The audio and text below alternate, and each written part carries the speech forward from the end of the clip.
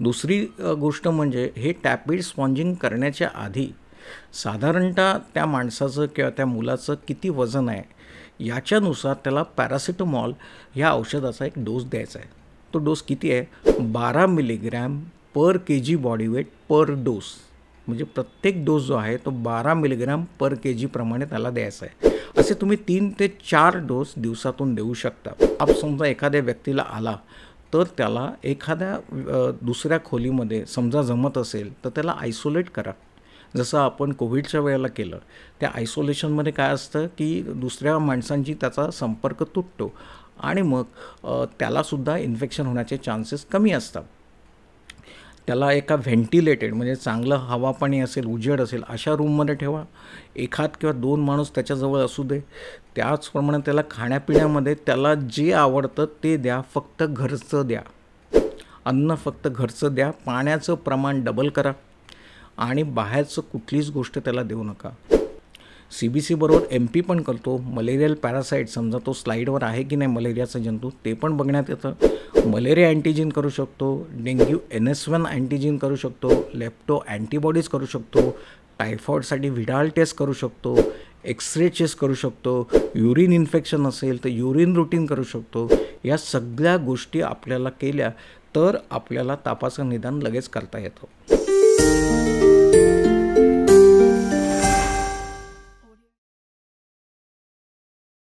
नमस्कार. संवाद आरोग्याच्या सत्रामध्ये आपल्या सर्वांचं पुन्हा एकदा सहर्ष आणि सविनय स्वागत. मित्रांनो, तापाविषयी आपण खूप बोललेलो आहोत. डेंग्यू म्हणा, लेप्टो म्हणा किंवा मलेरिया म्हणा याची काय काळजी घ्यायची आहे आणि काय आपल्याला करायचं आहे याची सविस्तर माहिती मी मागच्या बऱ्याचशा सत्रात दिलेली आहे. पण आज आपण हे सत्र घेतो आहे कारण का थोडीशी समरी, थोडंसं तुम्हाला रिव्हिजन असं हे सत्र आहे. कारण पाऊस पडायला लागला आहे, पाऊस पडतो आहे, मध्येच थांबतो आहे, परत चालू होतो आहे, मुलांना ताप येतो आहे आणि मुलांचा ताप आला की पालक खूप पॅनिक होत आहेत, त्यांना खूप टेन्शन येते. या सगळ्या अवस्थेत तो ताप कशासाठी आला, कुठून आला याची सगळ्यात चर्चा करण्यापेक्षा तापाचं सर्वात इझी आणि सोपं नियंत्रण कसं करावं, 2च गोष्टी तुम्हाला करायच्या आहेत. एक ज्याला ताप आला आहे, सर्वप्रथम ताप आपण कधी म्हणतो? जेव्हा 37 डिग्री सेल्सिअस किंवा 99 डिग्री फॅरेनहाईट याच्या वरती टेम्परेचर जातं थर्मामीटरमध्ये, तेव्हा आपण ताप आला असं म्हणतो. आता हा जो ताप आहे हा आपल्याला खाली कसा आणायचा आहे? खाली आणताना आपल्याला 2 पद्धती वापरात घ्यायच्यात. एक म्हणजे आम्ही मेडिकलच्या बाबतीत आम्ही टॅपिड स्पॉन्जिंग असं म्हणतो. या स्पॉन्जिंगमध्ये काय असतं की पेशंटला कमीत कमी कपडे असावे, साध्या पाण्याने पूर्ण अंग ओल्या कपड्याने पुसून काढायचं आहे, त्याच्यानंतर सुक्या कपड्याने त्याचं संपूर्ण अंग परत पुसून काढायचं आहे. ही जी प्रोसिजर आहे ही 10 ते 15 मिनटं करायची आहे. आणि समजा तुम्ही टर्किश टॉवेलनी ही प्रोसिजर केली तर त्याचा इफेक्ट लवकर तुम्हाला येऊ शकतो. दुसरी गोष्ट म्हणजे हे टॅपिड स्पॉन्जिंग करण्याच्या आधी साधारणतः त्या माणसाचं किंवा त्या मुलाचं किती वजन आहे याच्यानुसार त्याला पॅरासिटामॉल ह्या औषधाचा एक डोस द्यायचा आहे. तो डोस किती आहे? 12 मिलीग्रॅम पर के जी बॉडी वेट पर डोस. म्हणजे प्रत्येक डोस जो आहे तो 12 मिलीग्रॅम पर के जी प्रमाणे त्याला द्यायचा आहे. असे तुम्ही 3 ते 4 डोस दिवसातून देऊ शकता. आणि त्याच्यामुळे काय होईल की तुमचा जो ताप आहे तो साधारणतः 1 तासामध्ये तो जो काय 104 असेल, 103 असेल, तो 99ला लागेल, 100ला लागेल आणि पुढील होणारी कॉम्प्लिकेशन आपल्याला टाळता येतील. ह्या 2 पद्धती फक्त लक्षात ठेवा. नंतर तुम्हाला समजा वाटलं की अरे बाबा कशामुळे ताप आहे ते पण तुम्हाला सांगतो. समजा घसा दुखत असेल तर घशाचं एक इन्फेक्शन असतं, बॅक्टेरियल असतं किंवा व्हायरल असतं, विषाणूचं असतं, त्याच्यामुळे ताप येऊ शकतो. त्यामध्ये अँटीबायोटिक घेऊन आपल्याला तापाचा इलाज करता येतो. त्याच्यानंतर समजा तुम्ही काय बाहेरचं खाल्लं असेल तर मग कदाचित टायफॉईडचा ताप येऊ शकतो किंवा गॅस्ट्रोएंटरायटिस आपण म्हणतो की लूज मोशन म्हणतो आणि उलटी जुलाब म्हणतो, त्याचा ताप येऊ शकतो. त्याचप्रमाणे समजा तुम्हाला मच्छर भयंकर चावण्याची हिस्ट्री असेल तर मग तो मलेरिया असू शकतो किंवा डेंग्यू असू शकतो. शिवाय तुम्ही कुठे पाण्यात भिजलेला आहेत किंवा भिजलेल्या पाण्यातून चालला आहेत आणि पावसाच्या पाण्यातून तुम्ही कुठेतरी प्रवास केलेला आहे तर त्याच्यामध्ये लेप्टोचा वापर होऊ शकतो. अशा अनेक प्रकारे आपल्याला डायग्नोसिस करता येतं.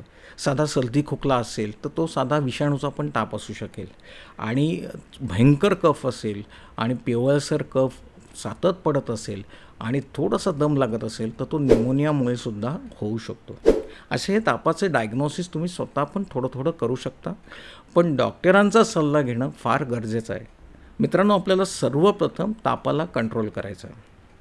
आता हा ताप कंट्रोल झाल्यानंतर याचं निदान करण्यासाठी कोणत्या टेस्ट आवश्यक आहेत त्याच्या आधी मी तुम्हाला सांगतो, ताप समजा एखाद्या व्यक्तीला आला तर त्याला एखाद्या दुसऱ्या खोलीमध्ये समजा जमत असेल तर त्याला आयसोलेट करा.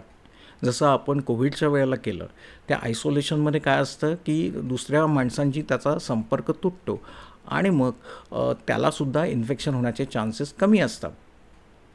त्याला एका व्हेंटिलेटेड म्हणजे चांगलं हवा पाणी असेल, उजेड असेल अशा रूममध्ये ठेवा. एखाद किंवा 2 माणूस त्याच्याजवळ असू दे. त्याचप्रमाणे त्याला खाण्यापिण्यामध्ये त्याला जे आवडतं ते द्या, फक्त घरचं द्या. अन्न फक्त घरचं द्या. पाण्याचं प्रमाण डबल करा आणि बाहेरचं कुठलीच गोष्ट त्याला देऊ नका. त्याशिवाय आईस्क्रीम म्हणा किंवा थंड पदार्थ म्हणा हे टाळा. गरम पाण्याचा मारा करा आणि आपण जे म्हणतो तळलेले तेलकट पदार्थ, हे पदार्थ त्याला सध्या तरी देऊ नका. अशा प्रकारे तुम्हाला त्याचं काळजी घेता येईल. आता आलं निदानाकडे, की तापाचं निदान आपण कसं करतो. सर्वात आवडती माझी टेस्ट आहे ती CBC, कंप्लीट ब्लड काउंट. ही तुम्ही एक टेस्ट केली तरी तुम्हाला साधारणतः आयडिया येते की हा ताप बाबा तीव्र स्वरूपाचा आहे का, हा भयंकर आहे, त्याच्यामुळे कॉम्प्लिकेशन होणार आहेत की नाही. CBCमध्ये आपल्याला 2 ते 3 घटक बघायचे असतात. आपण तुम्ही CBCचा रिपोर्ट काढाल तर CBCमध्ये जवळजवळ 25-26 अशी एक पॅरामीटर्स आहेत. पण आपल्याला बघायचं आहे प्लेटलेटची लेवल काय आहे, ती 1.5 लाखाच्या खाली गेली आहे का. ही लेवल समजा 1.5 लाखाच्या खाली गेली म्हणजे 70,000 झाली, 80,000 झाली तर घरी थांबायचं नाही आहे, डायरेक्ट हॉस्पिटलची पायरी गाठायची. CBC बरोबर MP पण करतो. मलेरियल पॅरासाईट समजा तो स्लाईडवर आहे की नाही मलेरियाचा जंतू ते पण बघण्यात येतं.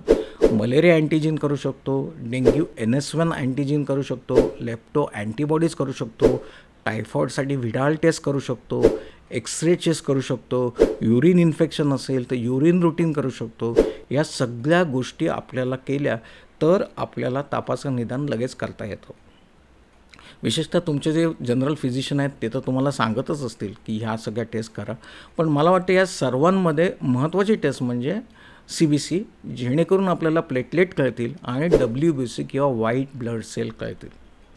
या सगळ्या टेस्ट झाल्यानंतर तापामध्ये जे रेड अलर्ट आहेत किंवा ताप आल्यानंतर समजा तापाबरोबर अंगावर रॅश आहे तर तो गोवरचा ताप असू शकतो किंवा डेंग्यूचा ताप असू शकतो. तापाबरोबर कावीळ आहे तर तो लेप्टोचा ताप असू शकतो. तापाबरोबर समजा लूज मोशन वॉमिटिंग भरपूर आहे तर तो गॅस्ट्रोएंटरायटिसचा ताप असू शकतो. तापाबरोबर कन्व्हल्जन्स आहे किंवा आकडी आलेली आहे तर तुम्हाला लगेच हॉस्पिटलला जायची गरज आहे. तापाबरोबर समजा SpO2 जो आहे, जो आपण कोविडमध्ये तुम्हाला माहिती आहे की यंत्र असतं छोटंसं, त्याच्यामध्ये आपल्याला ऑक्सिजनचं लेव्हल कळते. ही लेवल समजा परसिस्टंट किंवा 2दा-3दा केली आणि ती 90च्या आजूबाजूला आहे, 95च्या खाली आहे तर सुद्धा तुम्हाला हॉस्पिटल. ह्या सगळ्या डेंजर सायन्स आहेत. या डेंजर सायन्समध्ये तुम्हाला हॉस्पिटलचा दरवाजा गाठायचाच आहे. मी तुम्हाला एक सोपं सांगतो की तापामध्ये समजा 104 ताप गेला, 105 ताप गेला आणि समजा त्याच्यामध्ये आकडी आली किंवा कन्व्हल्जन आलं तर मेंदूचं एवढं नुकसान होतं, ते नुकसान भरून काढण्यात पण आपलं शरीराला फार अवघड जातं आणि त्याच्यामुळे कॉम्प्लिकेशन आणखीन वाढतात. विशेषतः लहान मुलांमध्ये त्याला फेब्राईल कन्व्हल्जन असं म्हणतात. म्हणजे तापाविषयी आपण सगळंच पाहिलं आणि ताप कसा कंट्रोल करायचा हे पाहिलं. पावसाळ्यामध्ये तुम्ही काळजी घ्यायची आहे की पावसामध्ये समजा एखादी पायाला किंवा हाताला जखम झाली असेल तर ती जखम पक्की बांधणं हे फार महत्त्वाचं आहे. त्याचं ड्रेसिंग करणं हे फार महत्त्वाचं आहे. पावसामध्ये कुठे बाहेर अनवाणी जाणं हे फार चुकीचं आहे. चप्पल किंवा गमबूट किंवा कुठल्याही याचा वापर करा जेणेकरून पाण्याचा संपर्क कमी होईल. त्याचप्रमाणे घरामध्ये मच्छर येऊ नये किंवा मच्छर कमी यावेत यासाठी तुमचे प्रयत्न असले पाहिजेत. त्याचं बरीचशी उदाहरणं मी सत्रात दिलेली आहेत. आणि आपण तापाला कंट्रोल करू शकतो ही एक भावना ठेवा, पॉझिटिव्हनेस ठेवा आणि आपला ताप आटोक्यात आणा. मित्रांनो, आज मी इथेच थांबतो. पावसाळ्यामध्ये ताप आला तर या सगळ्या गोष्टी लक्षात ठेवा आणि तुम्हाला आणखीन काय माहिती असेल तर बाकीची माझी सत्रं आहेत ती जरूर पहा. या चॅनलला सबस्क्राईब करा आणि काही शंका असतील तर कॉमेंट्स करा. धन्यवाद. जय हिंद, जय महाराष्ट्र.